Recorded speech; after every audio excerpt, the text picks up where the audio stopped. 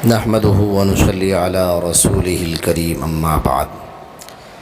خطبہ حجۃ الوداع یہ بھی پیارے پیغمبر علیہ السلام کی وفات کے اشاروں میں سے ایک اشارہ ہے۔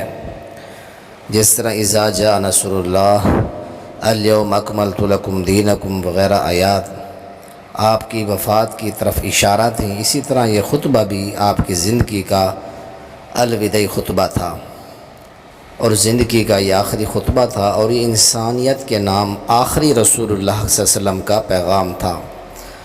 یہ آپ کی چند وصیتیں تھیں۔ اس کے اندر 9 ذی الحجہ جمعہ کا دن تھا، نماز ظہر سے پہلے عرفات کے میدان میں تشریف لے گئے۔ آپ کے ہمراہ 1,44,000 تعداد ہے صحابہ کرام کی۔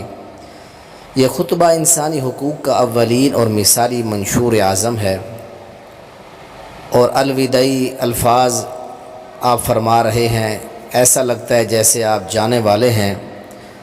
آپ نے فرمایا کہ لا ادری لعلی لا القاکم بعد یومی ھذا، یہ میری آخری اجتماعی ملاقات ہے، شاید اس کے بعد میں تمہیں نہ مل سکوں۔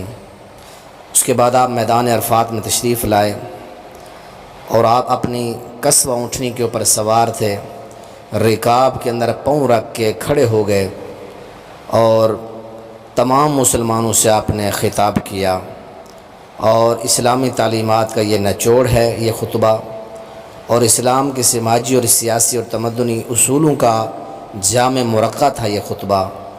اس کے اہم نکات جو ہم نے جمع کیے ہیں، زیادہ بھی ہو سکتے ہیں، 9 نکات میں ہم نے اس خطبے کو منقسم کیا ہے۔ تو اللہ کے نبی علیہ السلام نے حمد و ثنا بیان کی۔ حمد و ثنا اور خطبہ مسنون کے بعد نبی علیہ السلام پہاڑی پر چڑھے ہوئے ہیں۔ یہ پہاڑی جو آپ کو نظر آ رہی ہے ویڈیو میں، کسوہ اونٹنی اسی پہاڑی کے اوپر ہے، رکاب میں پاؤں رکھ کے حمد و ثنا بیان کر کے سب سے پہلا نقطہ اس خطبے کا یہ ہے، اے لوگو ان دماءکم و اموالکم حرام علیکم کحرمت یومکم ھذا، یقیناً تمہارے خون تمہارے مال حرام ہیں تم پر، تمہارے آج کے دن کی حرمت کی طرح۔ تمہارے حرام ہیں ایک دوسرے کے خون بہانا، مال کھانا۔ اللہ کے نبی علیہ السلام نے فرمایا کہ کل المسلم علی المسلم حرام دمہ ومالہ وعرضہ، ہر ایک مسلمان کا دوسرے مسلمان پر اس کا خون، اس کا مال، اس کی عزت یہ حرام قرار دی گئی ہے۔ اور اسی طرح دوسرا نقطہ یہ ہے، دوسرا نکات یہ تھا کہ لوگو الا کل شیء من امر الجاہلیت تحت قدمی موضوع، خبردار جاہلیت کے رسومات میرے قدموں کے نیچے ہیں۔ تمام تر رسومات جو ہیں اللہ تعالیٰ نے ختم کر دیے ہیں۔ اور اسی طرح آپ نے فرمایا کہ یا ایھا الناس ان اللہ قد اذھب عنکم عبیۃ الجاہلیہ، اللہ تعالیٰ نے تم سے جو ہے جاہلیت کا فخر اور غرور اور خاندانی تکبر اللہ تعالیٰ نے ختم کر دیا ہے۔ کسی گورے کو کالے پر، کسی کالے کو گورے پر، کسی امیر کو غریب، کوئی اہمیت نہیں ہے، صرف اہمیت ہے تو وہ تقوی کی اور نیکی کی ہے۔ اور تیسرا نقطہ یہ ہے کہ جاہلیت کے جو خون ہیں وہ رائے گاہ ہیں، وَدِمَاءُ الْجَاهِلِيَّةِ مَوْضُوعَةٌ، جاہلیت کے جتنے خون ہوئے ہیں وہ سارے رائے گاہ ہیں، کوئی انتقام نہیں ہوگا۔ اور آپ نے فرمایا کہ من قتل نفسا بغیر نفس او فساد فی الارض فکأنما، جس بندے نے بغیر کسی بدلے کے کسی نفس کو قتل کیا، گویا کہ اس نے پوری انسانیت کا قتل کیا ہے۔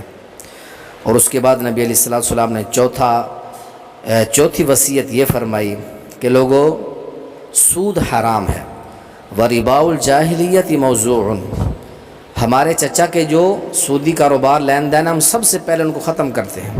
احل اللہ البیع وحرم الربا، بیع خرید و فروخت حلال ہے، سود کو اللہ تعالیٰ نے حرام قرار دیا ہے۔ سود کی مذمت قرآن کے اندر آئی ہے کہ سود اللہ سے جنگ ہے۔ سود کے حوالہ سے حدیث پاک کے اندر ہے، جہنم کے اندر خون کی نہر کے اندر غوطے دیے جائیں گے سود خور لوگوں کو۔ اور پانچواں نقطہ آپ نے یہ بیان فرمایا، فاتقوا اللہ فی النساء، اے لوگو عورتوں کے بارے میں اللہ تعالیٰ سے ڈرتے رہنا، عورتوں کے حقوق کے بارے میں اللہ تعالیٰ سے ڈرتے رہنا۔ سنن دارمی کے اندر حدیث حضرت حکیم بن معاذ فرماتے ہیں کہ ما حق زوجت احدنا علی یا رسول اللہ صلی اللہ علیہ وسلم، ہماری بیویوں کا ہم پر کیا حق ہے؟ تو آپ نے فرمایا کہ ان تطعمها اذا طعمت وتكسوها اذا اكتسيت ولا تضرب الوجه ولا تقبح ولا تهجر الا في بیت، اس کو وہی کھانا کھلاؤ جو تم کھاتے ہو، جیسے کپڑے خود پہنتے اسی طرح پہناؤ، اس کو کبھی مارو نہ، اس کو برا بلا، اس کو بدصورت نہ کہو، اس کو گھر سے چھوڑ کے کبھی باہر نہ جاؤ۔ تو یہ ساری عورتوں کو حقوق ہیں۔ اور اسی طرح پیارے پیغمبر نے 6 نمبر پر فرمایا کہ امانتوں کا خیال رکھنا، امانت جو حقداروں تک پہنچانا۔ لا ایمان لمن لا امانت لہ، مسند احمد میں فرمایا جو امانت دار نہیں ہے اس کا کوئی ایمان نہیں ہے۔ اما خدیجہ رضی اللہ عنہ نے آپ کی امانت و دیانت کو دیکھ کر آپ سے نکاح کیا تھا۔ قرآن کہتا ہے ان اللہ یأمرکم ان تؤدوا الامانات الی اہلھا، سورہ نساء 5ویں پارے میں فرمایا ایمان والو امانت جو ہے ان کے حقداروں تک ضرور پہنچاؤ اس کو۔ اور 7ویں بات آپ نے فرمائی کہ کتاب اللہ و سنت رسول، کتاب اللہ اور سنت رسول کو مضبوطی سے پکڑے رہنا۔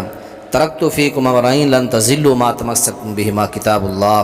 اور 8ویں نمبر پر فرمایا میرے بارے اللہ تم سے سوال کرے تو تم کیا کہو گے؟ وانتم تسألون عنی فما انتم قائلون، کیا کہو گے؟